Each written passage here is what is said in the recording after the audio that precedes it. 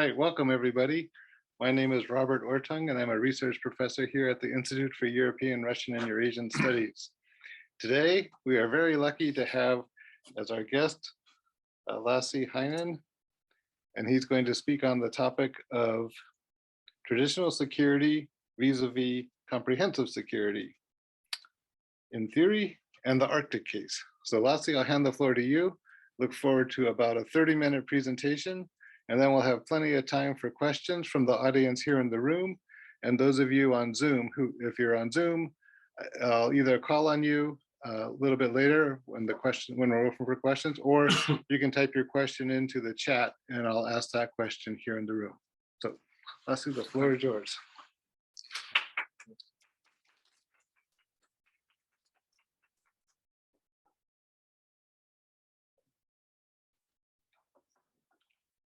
Thank you, Robert, and thank you for inviting me to give a lecture at George Washington University.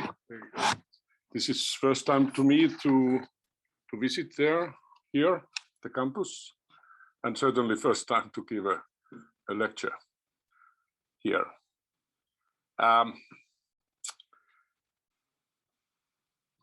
I was when I was thinking this topic for today's lecture, I was thinking very much, of course, on the one hand, the current situation in world politics, but on the other hand, also that continuity, what I have had in my own research when doing security studies during the last 35 years, and also what has been there in Arctic studies since 1980s, and certainly since the end of the Cold War. And security has been very important part of that, both what I have done in my research and also what has been the key issue in Arctic studies in the recent decades. And that's why this combination of theory and the Arctic case. But maybe I can ask you to think also, when I'm talking about generally these issues, about your own case study. Either you know the Arctic situation or some other situation, so that how you can apply how this is in your case study or the area which you know the best. But I will start by maybe a little bit provocation, but the computer doesn't allow me to be provocative today. It does not allow you to move. Yeah, because interesting. It's so often that when you test these systems, they are functioning, but then when they should function, they do not. Yeah, I try. Okay, so this is the first picture what I have, and I ask you, is there a conflict between a man and a nature? This is very fundamental issue. This is very universal thing. But I mean, to me, nothing is more relevant today than this question. Or between military and human security. And so this is very current issue today when we think about the current situation of world politics, because many things are done because of military security or because of national security, which is based on the military. And then what is forgotten too often is, what about people? What about human security? What about environmental security? Like in a way that they could wait until we have solved this first security. But the whole idea is is a bit crazy, because you cannot split security into different parts. It's a holistic issue, and that's why there is comprehensive security, which is my understanding of security. So, okay, I will go through briefly about different security concepts, discourses, and premises and paradigms of security. So, start by this traditional one. Hannah Newcomb made excellent definition of this, and look all these 4 words before security: unilateral, competitive, national, military security. I mean, in that definition, it's there. And of course, I mean, it's security is connected towards a state historically, and the legacy is still there, although the situation is totally different, I would say, what it was then when that discourse started. And that's why, and because of that, national security is the core of state sovereignty. And then there is the national security political elite, which is in a way thinking that they own the right to define what is security, and they are the authority on national defense. And it's an exclusive club. They do not want to have new members there. And because of that, the unified state system is a fundamental obstacle to an efficient management of global environmental issues. We have seen that, the climate crisis. And that's why states are failing to secure the daily life of citizens. And this is really controversial if you think about all that that you have to have, or they say that you have to have more military in order to secure daily life of citizens, when it's totally opposite. So who is there and saying that the Caesar doesn't have clothes? Well, not that many. Because in a way, there is not courage enough to analyze it deeply, what you need then. And what you need is comprehensive security. And I mean, this is nothing new. I don't know if you have read about comprehensive security, or I will come a bit later, human or environmental security, but this is coming from United Nations report from early 1980s. So I like during the Arctic Circle Assembly in a invited roundtable discussion on security, I had to say to US Coast Guard guy, when they said that, when he said that, well, we think that we don't need to have this narrow understanding of security anymore. We have to broaden it. I said, exactly, but it started only 40 years ago. And now the question is how to apply that. But it has not been applied yet when it comes to national security, at least not enough. And there was simply behind, was simple thing that there are keen relationships between the environment, development, security, meaning war and peace. And that kind of holistic approach I would really like to have here today when we analyze the current state of world politics. But who is giving that? I mean, very few who are either capable to give that kind of picture or who dare to give that in this current situation. So, I mean, and that is, of course, that the ecological catastrophe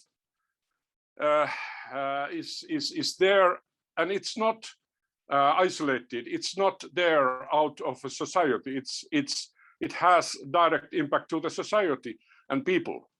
So it's very specific field, policy field of society. And that's why it cannot wait.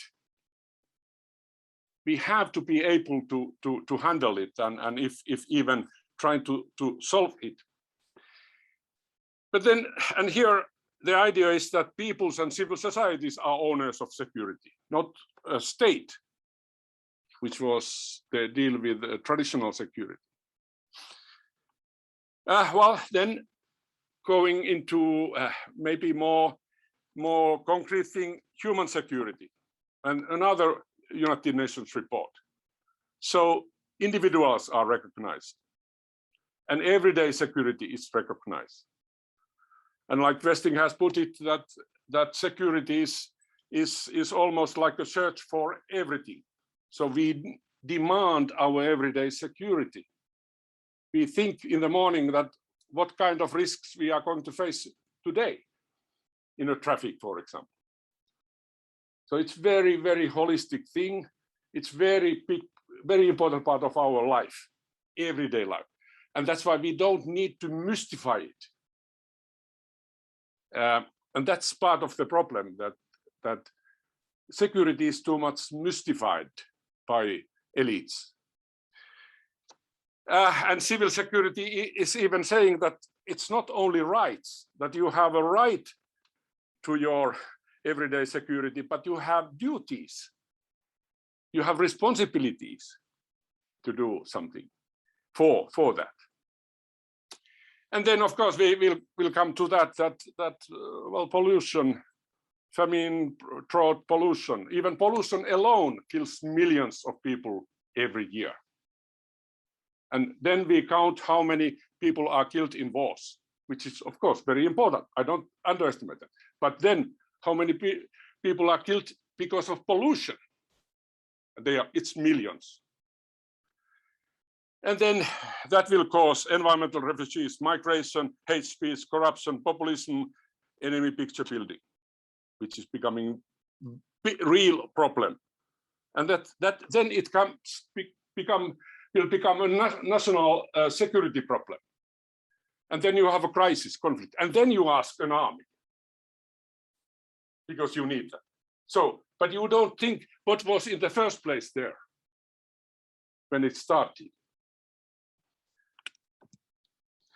And well, and environmental security as well, if we think about the environment, as like my colleague is defining as Haila, that the environment is the material basis for human existence, which is put into a danger because of human activities. And this is another excellent definition. I mean, finally, there in the other end, there are people.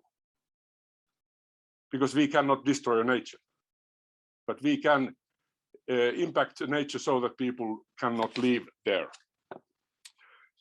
And now we are very close to that, if the carbon tipping point for good is passed. And why, like the Anthropocene is there, that we have reached the stage of geological evolution where industrial civilization has become a geological force. And so, I don't know, I mean, I think that we have not yet stepped the final step, or taken that final step yet, that there will be some way a little bit to come back. I'm not sure, but I try to be optimistic, but I'm not sure. Okay, but then we will come to that very important question in security studies. And I would say that the most important and fascinating one, who are owners of security? And this is something that this is very sensitive issue. And that's why it's not so much discussed. And like I said earlier, I mean, a state vis-a-vis or versus people, civil societies. And then who really, because I mean, it matters. If you define that people, civil societies are owners of security, then you have to have totally different discourse. Then you have to change your security paradigm. And that is very dangerous for these elites. They don't want to open that Pandora box. But we have to make that question. We have to have a change in paradigm. We have to make a paradigm shift toward this. How to do that? Well, I don't know, but by some way, because otherwise it's not going to be good. So if we then look briefly at how the current world politics is structured, I'm using here this, that there are two realities of world politics today. In a way, I don't want to say that there are two camps or whatever. I would say only that there are two different approaches. Saving the planet, so that actions against the environmental catastrophe, climate crisis. And who are there? People, civil society, smart firms, and they would like to have an alternative way to do that. Or simply like do recycling. You can do small things, but you maybe I would say that you should think big and do small things. And then there is another great power rivalry where leaders concentrate on other issues. They are building blocks. To me, as an expert of IR, has been very surprising that block building is suddenly very trendy. I mean, they build blocks or they strengthen the existing blocks or whatever. But that kind of block building thinking, unlike what has been the most successful way to do things for environmental protection, is actually functional cooperation. To make it simple to start cooperation on one field, like environmental protection, and only ask those who are ready to come without building any heavy structures. And I would say that that has been bringing several success stories also in the Arctic, and I will come back to that. But I mean, it's really, and then one more thing is that this great power rivalry approach, so that it's not only that it's arms race, proxy wars, but also substitutes. And my theory is that leaders, when they don't know what to do, or they don't dare to do the hard decisions, then they build some kind of substitutions and do things which are giving the impression that they do something important, when actually they don't do. They do only substitutes. Block building, sanctions, talks by hawks, which is very much there today. Like we heard even that in that biggest global gathering of Arctic issues in Reykjavik last weekend, which is not earlier there, but it's going through the whole global community in a way that is what you should say, something like that, hawkish. When actually I don't understand why to do that. But someone's are thinking that it is what you need. Okay, so let's go to the Arctic. If that was my theoretical part, now the case study. And I start again showing few pictures. And this is very much a picture describing the Cold War in the Arctic. This is from a propaganda bulletin from one of the superpowers. I think that you might guess which one, the Soviet Union or the USA. So who would like to guess or know? Which one? Okay, what the others would say?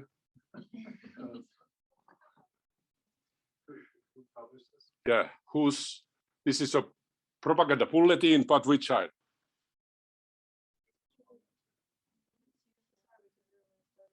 Yeah, exactly, yeah. USSR, because it shows that it is a victim. But I mean, this is other way around. It's very much the understanding that the Arctic is a military theater, nothing more. No more, no less. Forgetting that there are people, there were people, there are people leaving. So, and this is showing one submarine, very rare picture from an outgoing submarine from naval bases on the Calotte Peninsula. 9 years ago, I took the picture. It's really rare to be able to do this. But so this shows that what is going on there, both sides. This is Russian submarine, but there is also US submarine. And this is one of the outcomes of that military theater. This is showing the nuclear problem in the Barents Sea region. And this is something what we started to realize late 1980s, 1990s. And this was the driving force for Arctic cooperation, because it started as functional cooperation on environmental protection, and nuclear safety was the trigger. And this is something that someone's have forgotten this, but we should not forget this, because this is very important. You had there the Americans, the Norwegians, the Russians working together in order to solve that problem. And it was solved because of cooperation. It was real threat at the time. As people living there, northern part of Norway, Finland and Calotte Peninsula, they were really concerned on that nuclear safety issue. So it's an achievement that we are able to solve that. Well, then, of course, there are resources, and this is, of course, very much the reason why there is big interest toward the Arctic, not only by the Arctic states, but also non-Arctic states. China is often mentioned, but it's not only China. It's also several European countries, Germany, UK, France, Italy, Poland, etc. So, and this is part of the reality. I mean, it's not only the military, it's very much utilization of resources. And that is creating one of the biggest security concerns for the people there. Well, then there was this slogan that the Arctic is a zone of peace, which was in a way based on the cooperation, that there was high stability. So this is taken from the North Pole, when the Olympic torch was brought to the pole by the representatives of 8 Arctic states. So as you can see, there is not only the Russian flag, there are the flags of all the 8 Arctic states. And then, of course, this kind of thing that there is race on resources, there is conflicts, etc. There is race, as I said, but there are no conflicts. And this is something that is today, and it's very surprising to me that it's forgotten that actually you have not had even now conflicts. You don't have conflicts in the Arctic. There is still this high geopolitical stability. I will come back to this, but I mean, this is, again, I mean, it's so confusing. This was in the Washington Post, published after a Russian flag was put on the bottom of the North Pole. I had to work a lot in order to correct the understanding based on this one picture. And people were thinking that oh, that is the situation there. I said, no. And that's why I put that geopolitics is more than text. If it is used for populism by one picture, when it is a big media doing that, it has much power than 100 poor scholars. But that is how it is. But you have to be stubborn and try to defend your own understanding and thesis. Okay, so briefly, that yes, the high stability is still there, and that is based on functional cooperation. instead of block building. You have not had any block building in the Arctic since the end of the Cold War. No, because the idea was totally different. And that was a potential asset for confidence building in world politics. I mean, it was an example, even model. It has been actually used even as a model. Well, after February this year, of course, significant change in Arctic geopolitics, because Arctic Council, based on 8 Arctic states, is not functioning. It's paused just now. And then you have so-called NATO Arctic, when and if Finland and Sweden would allow it to join NATO. They have applied, of course. So then my question is that, is the mission accomplished then?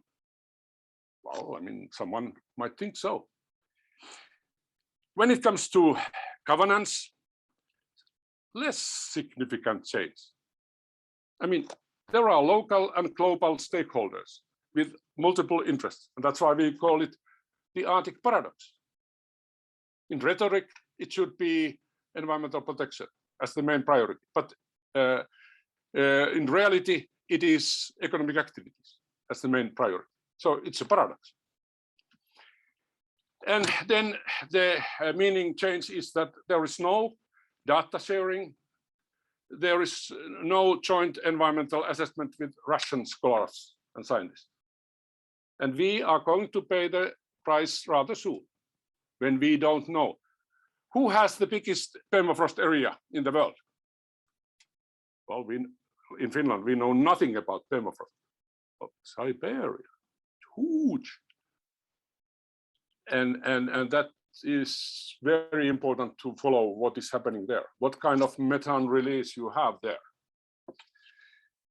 Then less significant change in security. And this is, of course, someone saying that no, this is wrong. But when I analyze the situation, 2 important points. The nuclear weapon systems are deployed there. They were there 10 years ago. They were there 20 years ago. They were there 30 years ago. They were there 40 years ago. The same. Because they are there for global deterrence.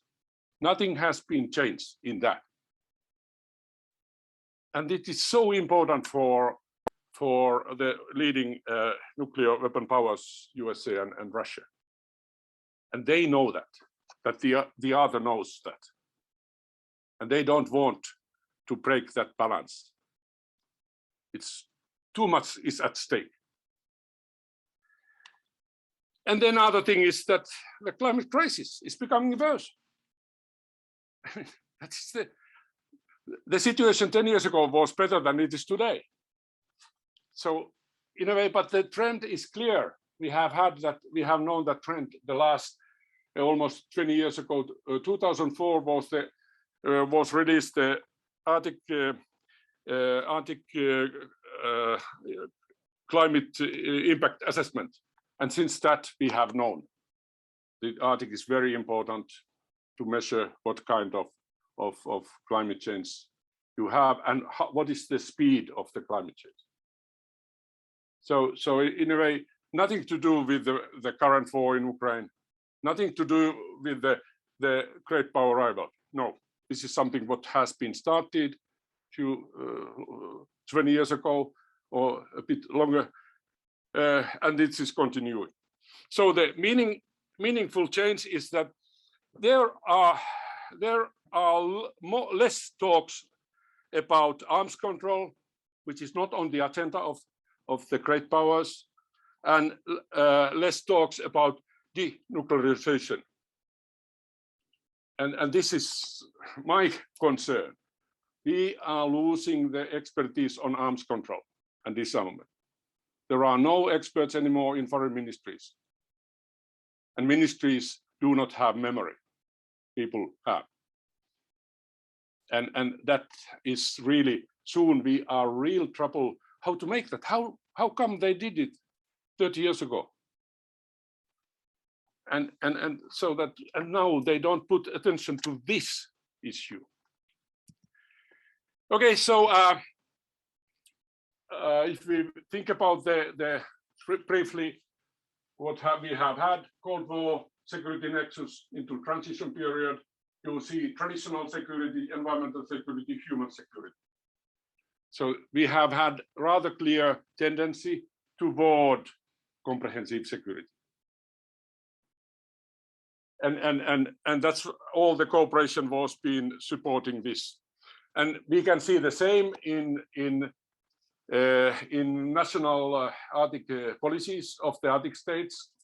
Like you see how security is emphasized.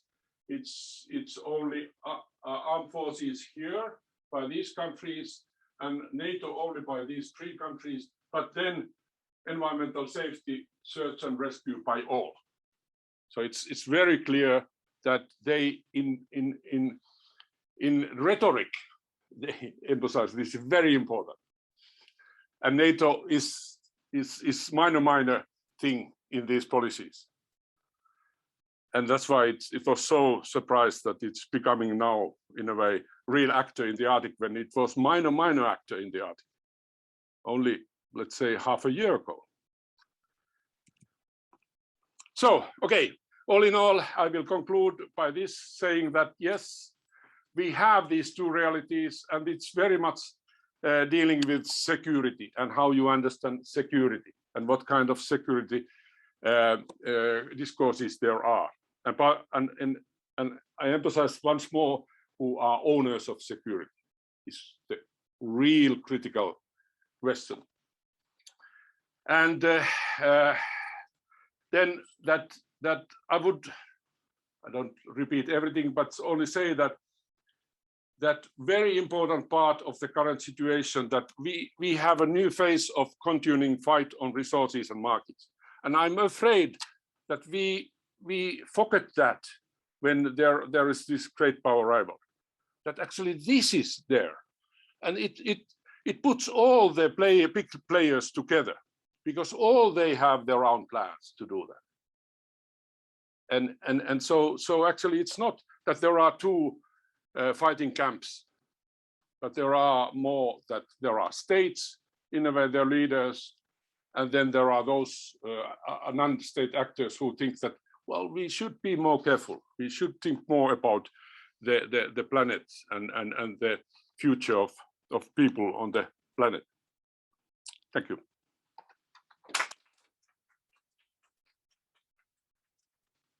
Okay, so I think I see 3 questions in the chat up there. Let me see if I can open that up, because they're not showing up on my computer.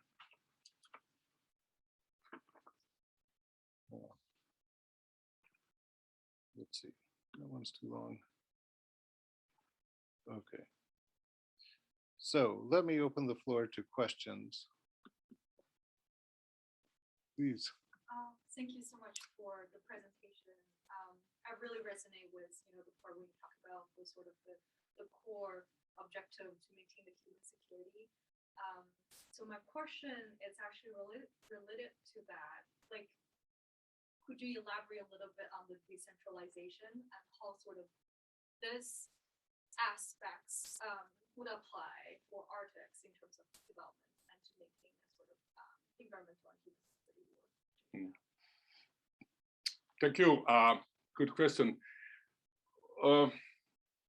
There is an interpretation that the current Arctic cooperation was very much encouraged by non-state actors, indigenous peoples, environmental movements in late 1980s, and behind was a concern on the state of the environment, and they started activities by their own. They didn't ask any permission from states, they only did. And then they started to push governments to do something.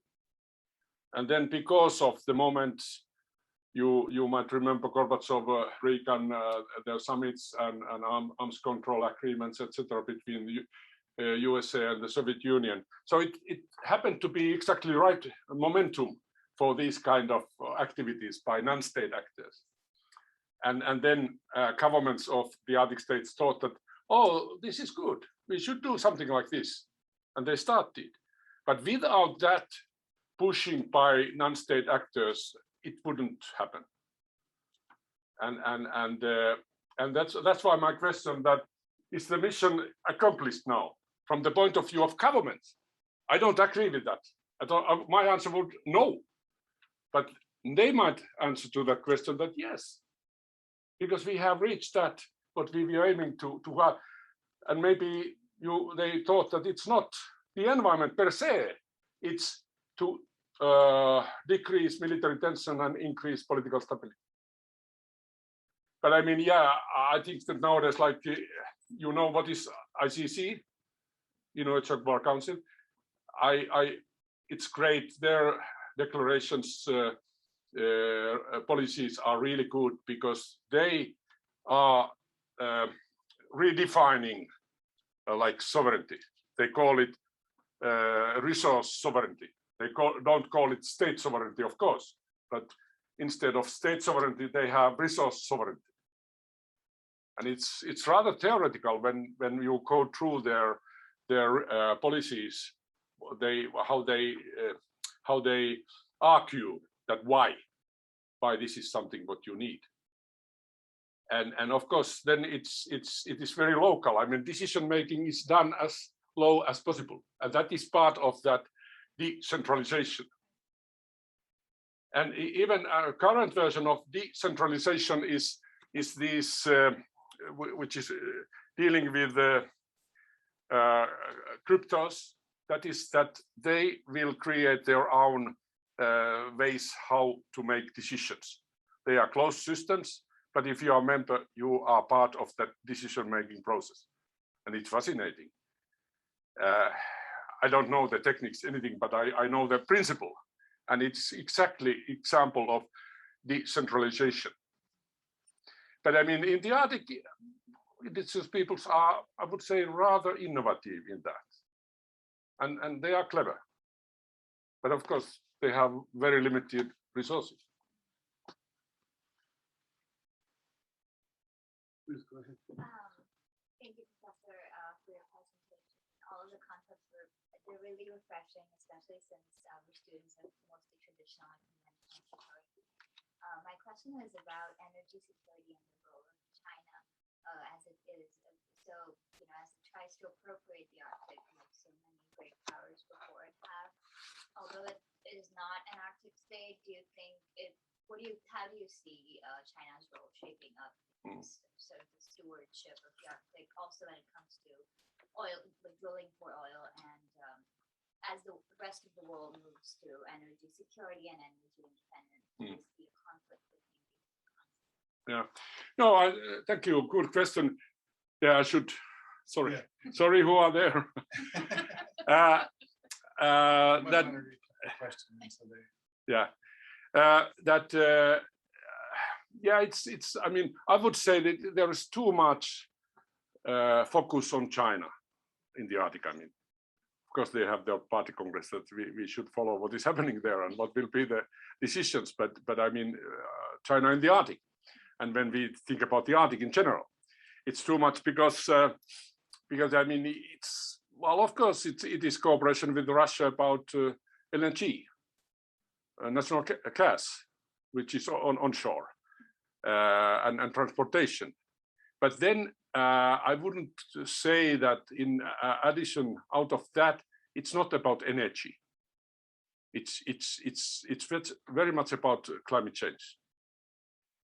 And so that they would like to know what is going on, how the Arctic climate is changing, because it has direct impact the weather in the mainland of China, and the same with India, by the way.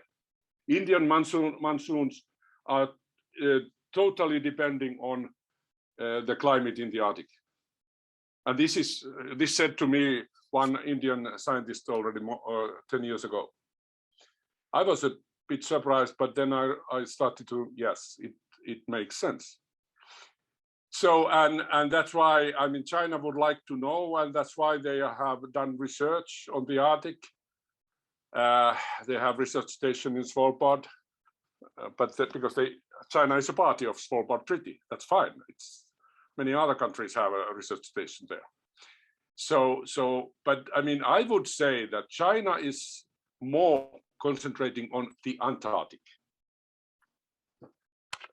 Year 2048 is very important when it comes to the Antarctic, because then that treaty on the ban of resources, natural resources in the Antarctic will be expired.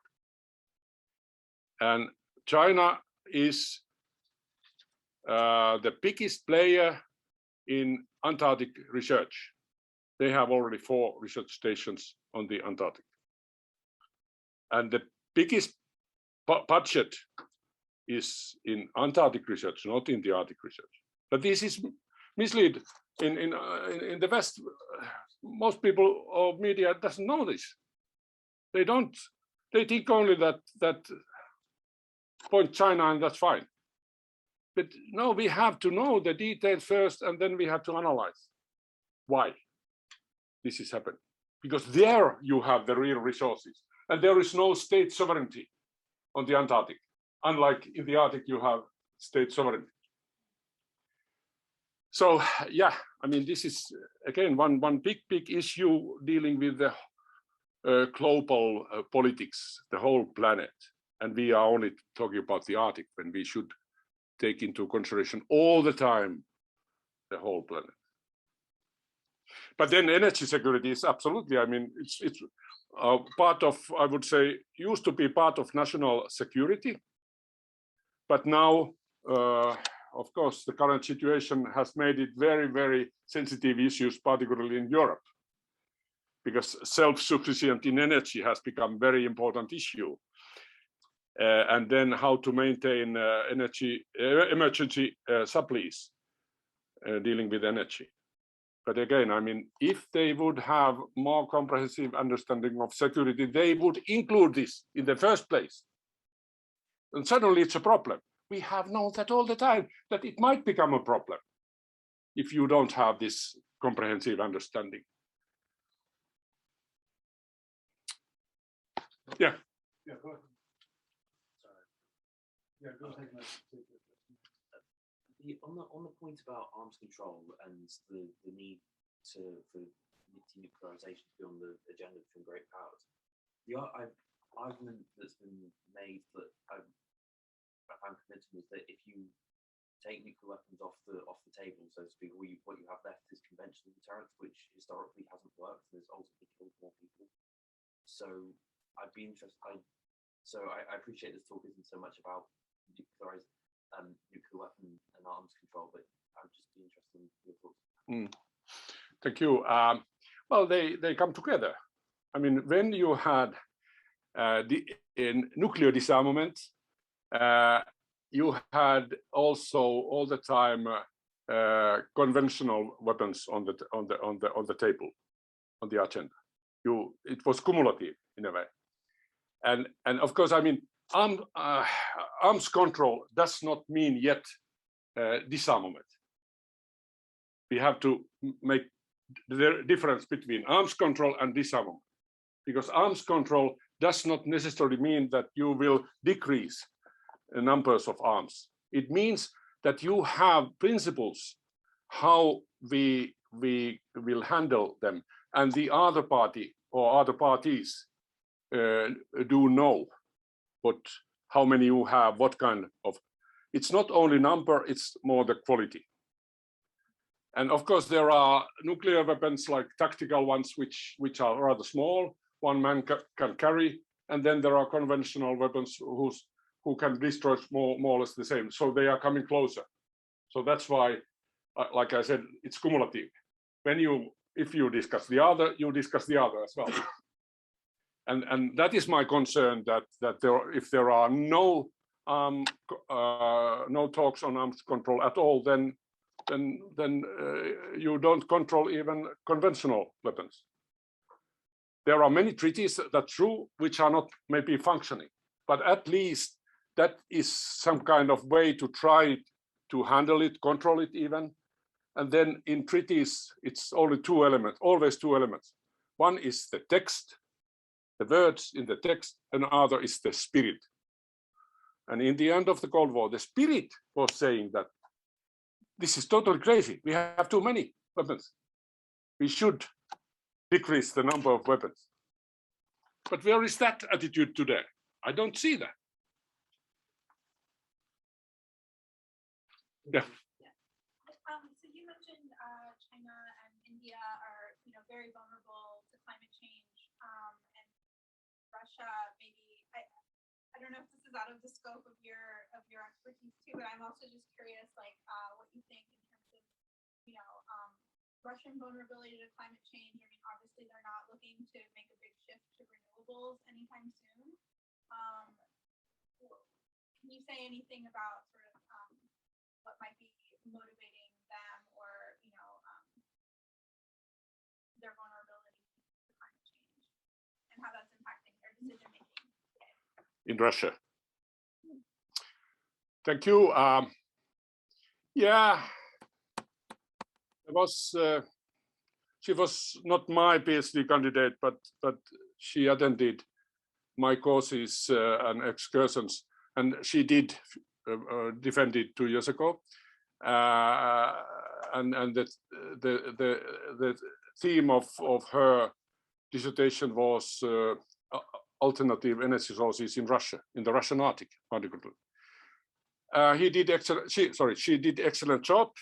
It was not so easy, but she found many examples that it is happening in the Russian Arctic, and partly supported by the government and mostly by the regional governments or some companies there. But I mean, of course, you're right that because they have so much fossils, they don't have that hurry in a way to do this. That is, and the current situation is in a way supporting that kind of trend that they turn more on fossils. But isn't that happening in the world in general? Look, Norway. I mean, when Norway has decreased the use of fossils or the utilization of fossils, not recently and not in the near future will happen.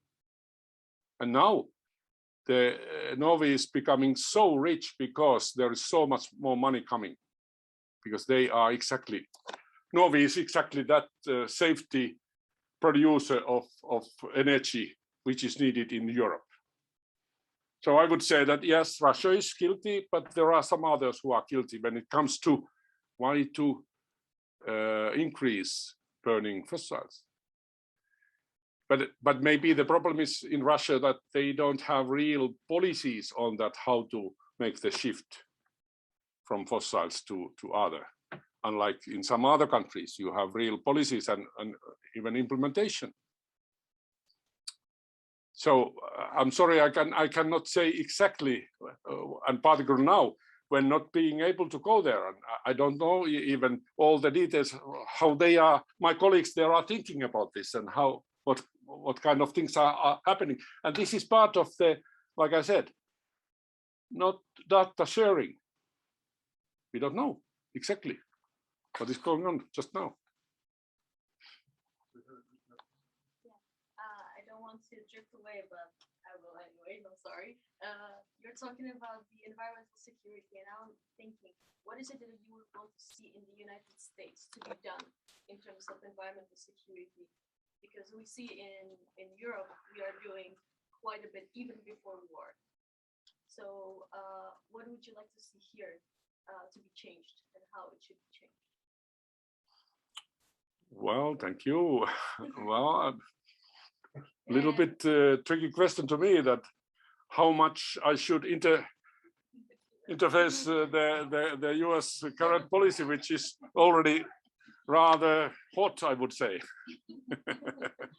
But I mean, of course, the first thing is that should become an issue. I mean, you should have the policymakers who are running for whatever job, they should talk about that. People should ask the questions, these kind of questions. And that's very much the starting point. And then I don't underestimate small things what people can do. I saw when I was taken around the campus that I saw some small things recycling. That is very important. I have recycled so long. I remember my grandfather learned me how to make compost. I saw today how they made compost. It was so funny that I saw that yes, that was one of the first things what I remember. Yeah, we should do this because we will cultivate carrots, potatoes, whatever. So, but at the same time, I mean, to challenge them, have you think about what is your opinion on this, and then do some things.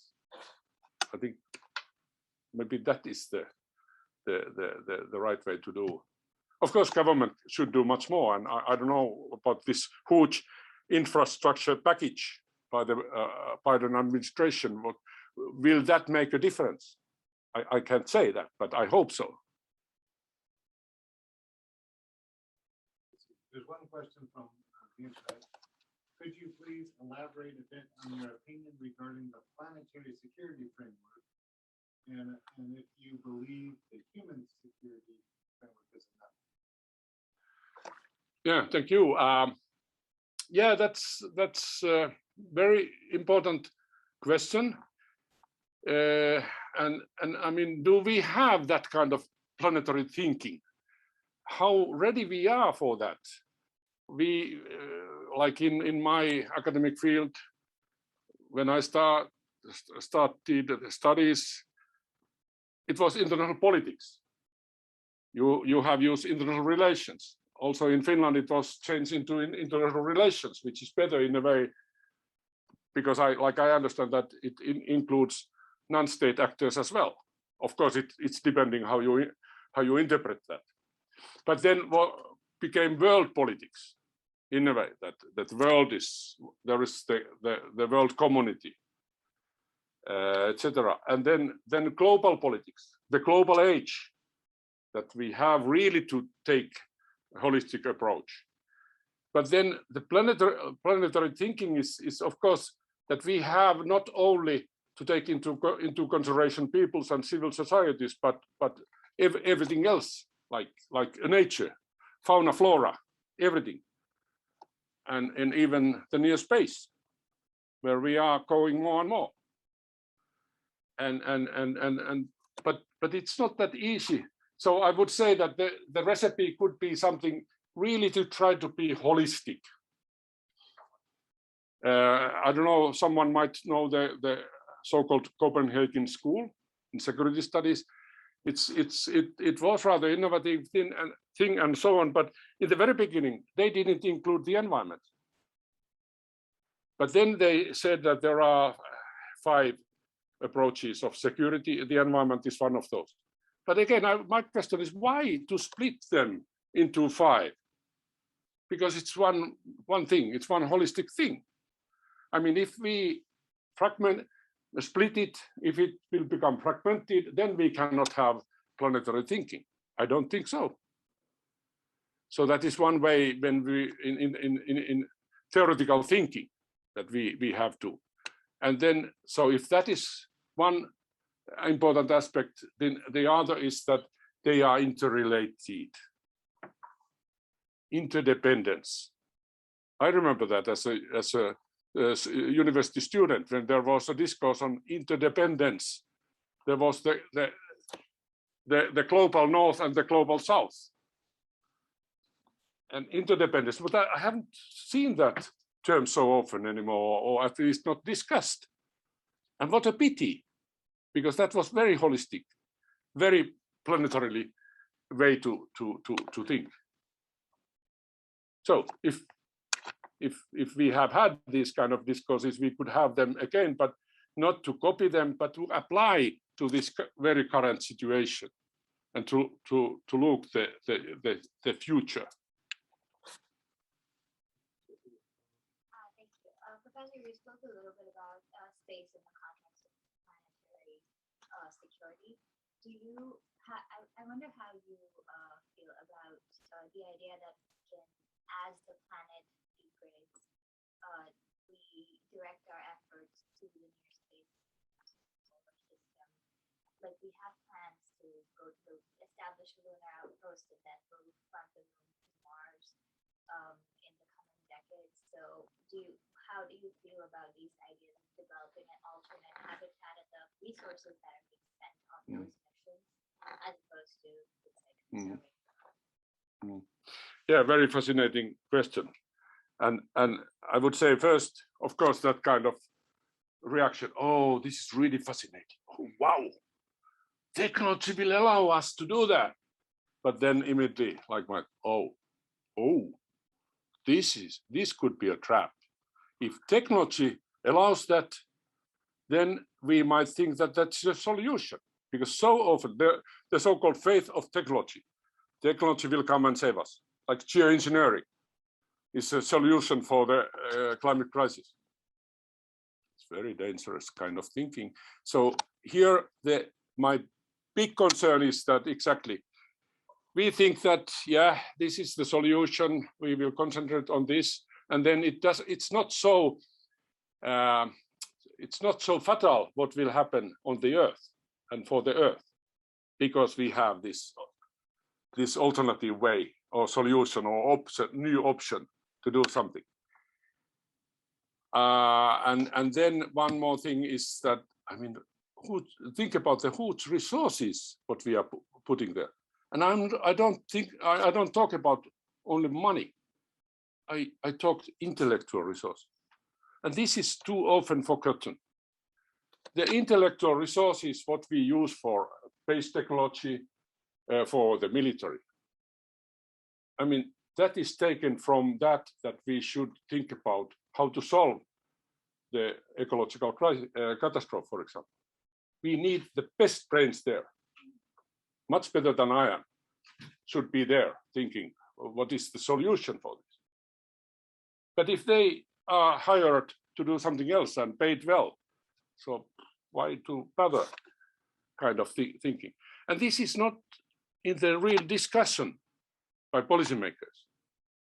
They don't, when they do these programs, there is a race to the space, already have been for some time. So they only think that national, and here we come, national interest. And for them, it might be even part of national security. And then we come back to that very traditional way to think, when they think that, oh, we are so innovative. But then again, because they don't think about that holistic approach, because they think that this is our base program, then this is our military program, this is our Arctic program. They are different things, when in the end of the day, they are parts of one big thing. Let me ask you one question to wrap up. The Arctic Council has been a model of cooperation that brought together Russia, Western countries. What's the future of that Arctic Council? What's the future of cooperation in the Arctic, given that Russia is conducting a war of aggression? Yeah, that's very good, and that is the question among Arctic policymakers. In that big event in Reykjavik, end of last week and in the weekend, for example, there were a few senior Arctic officials. I don't say the countries, names of the countries, simply because it doesn't matter, but they were there because they are desperately finding an answer to this question. And I was, for example, invited, 3 of us scholars, into that informal meeting. That can you advise what we could do? Well, I mean, of course we went there and we did our best, but then the problem is, and this is exactly part of my answer to your question, is that when the states do not dare to do those things which would be or part of the solution to come back on the table, because I know theoretically it's rather there is rather clear answer to this, and it is exactly this functional cooperation on a few fields like search and rescue. And actually USA and Russia, they cooperate all the time now, and Russia and Norway. So USA and Russia in the Bering Strait area, and Norway and Russia in the Barents Sea area. Because that is, they have to do that, simply. There are so many trawlers there. You have to do. And this is exactly example and evidence of that you cannot leave throw Russia out, because you need half of the Arctic region, actually, half of the Arctic Ocean almost. So then that is not an option. You cannot have cooperation by 7 Arctic states. No, because it's not pan-Arctic. It's not really something what matters. And then if that is clear, then you have to find the ways. Start by search and rescue cooperation and continue by environmental protection. And let scientists to cooperate. Like Finland closed the borders from the Russians a few weeks ago, but there are 3 exceptions. If a Russian owns property in Finland, he or she can come. If there are relatives in Finland, he or she can come, and then if there is some kind of needed that have to transit via Finland to some other Schengen Treaty area. I said to that as an example that, okay, why don't we add one more? Scientific cooperation. It's very simple. They can do it today, like this. And you can define then that it's based on cooperation between individuals. Like I'm cooperating all the time with my Russian colleagues because our networks are based on individuals. I don't ask any permission. I can do this. Arctic Yearbook today, this year, the theme is the Russian Arctic. We have there several Russian authors. So it's possible. But then came that when I tried to say this, then came up, yeah, but our ministers say that it's not possible. I said, why? You have to make them to understand why it is possible and needed. Well, you know, it's media. I said, yeah, I know it's media, but should we be afraid because of media? So who leads this show, media or policymakers?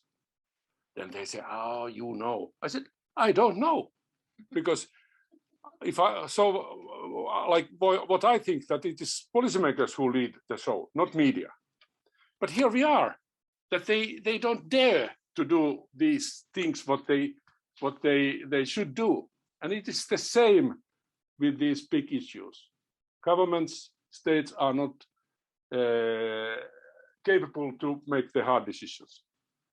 So it's the other side of the same coin.